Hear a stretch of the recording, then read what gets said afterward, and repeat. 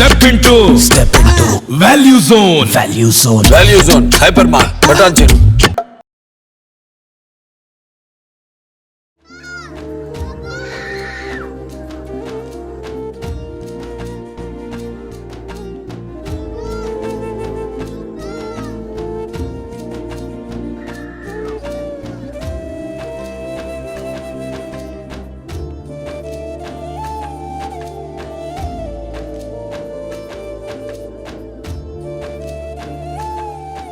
నమస్తే రచిత గారు.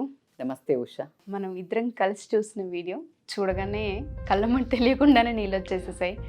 అయ్యప్ప మాల వేసుకున్న ఒక చిన్న అబ్బాయి తండ్రితో పాటు శబరిమలకి వెళ్ళడం జరిగింది. ఆ కిక్కిరిసిపోయి ఏదైతే జనమైతే ఉన్నారో ఆ జనాల్లో దారి తప్పడమో లేదంటే అనుకోకుండా వేరే వైపు వెళ్ళడమో జరిగింది. సడన్గా తండ్రి కనిపించకపోయేసరికి అబ్బాయి ప్రాణం ఒక్కసారిగా ఉలిక్కిపడిందనే చెప్పుకోవచ్చు. ఎప్పుడైతే పోలీసులు తండ్రి దగ్గరికి చేర్చారో అబ్బాయి దండం పెడుతూ అప్ప అప్ప అన్న మాట అసలు ఇంకా వర్డ్స్లో మనం చెప్పలేం. దాని గురించి అనుకుంటూ ఉంటారు, తండ్రికి ఎప్పుడు అమ్మాయి మీద కనెక్షన్ ఉంటూ ఉంటుంది, ఆడపిల్ల కూడా తండ్రి పైన కనెక్షన్ ఉంటుంటుందని. బట్ మగపిల్లలకి కూడా చాలా బాగుంటుంటుంది. ఆ పిల్లోడిని చూస్తే 1 మినిట్ కంటే ఎక్కువ కూడా చూడలేకపోయాం ఆ వీడియో. ఏం చెప్పొచ్చు ఈ రిలేషన్స్ గురించి? ఏం చెప్పచ్చు, ఈ రిలేషన్ గురించి చెప్పే ముందు మన ఆడియన్స్ వ్యూయర్సే మనకు చెప్తారు ఇప్పుడు. ఎందుకంటే యానిమల్ మూవీ వచ్చింది రీసెంట్గా, అది కూడా తండ్రి కొడుకుల బంధమే. సో బిఫోర్ గోయింగ్ టు ఆ మూవీ దాని గురించి మాట్లాడే ముందు ఈ వీడియో అసలు చూస్తుంటే చెయ్యి పెట్టి కడుపులో ఇలా తిప్పి గుండె తీసి బయట పెట్టినట్టు అయింది నాకు. ఆ ఒక్క క్షణం ఆ బస్సుల్లో నుంచి ఇలా పెట్టి అప్ప అని అరవటం, పోలీసుని చూడంగానే మా నాన్నని ఎత్తికి పెట్టు అని రిక్వెస్ట్ చేసే విధానాన్ని అసలు నాకు తెలిసి ఆ ఒక్క నిమిషం కనుక మనసు పెట్టి చూస్తే కంట చిన్న డ్రాప్ కారని వాళ్ళు మాత్రం ఉండరేమో అని మాత్రం అందరికీ ఒకవేళ కన్నీరు రాకపోయినా మనసులో మాత్రం అలా ఒక చివుకుమనే పరిస్థితి మాత్రమే. అద్భుతమైన నమ్మకమైన రిలేషన్ ఇది. అందుకే తండ్రి హీరో నాన్నకు ప్రేమతో ఇవన్నీ ఎందుకు వచ్చాయండి, ఇవి రియల్.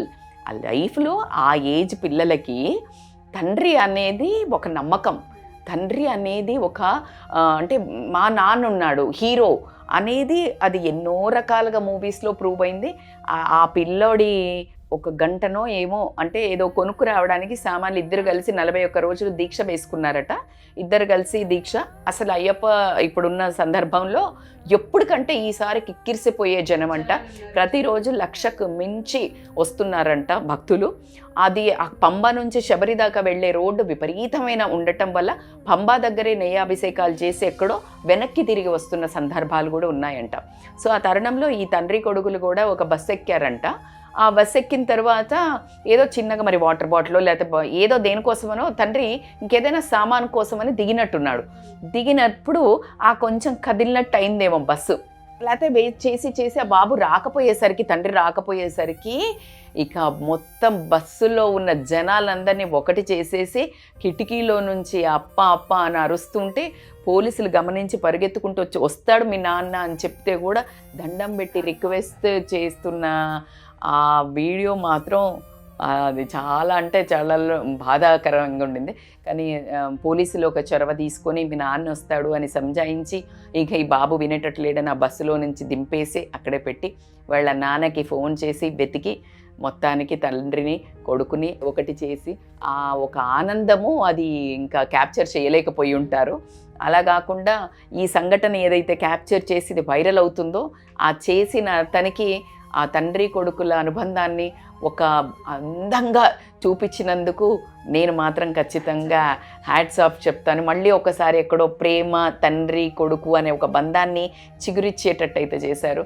అదే రకంగా మనం యానిమల్ మూవీ చూసుకున్న చిన్నప్పటి నుంచి తన తండ్రి హీరో, ఈవెన్ టైం ఇవ్వకపోయినా తనకు కంప్లైంట్స్ ఉన్నాయి కానీ ఎవరైనా తండ్రి మీద ఈగ వాలితే కూడా ఎలాంటి ఒక క్రూర మృగంలాగా తయారయ్యాడు అదే కొడుకు.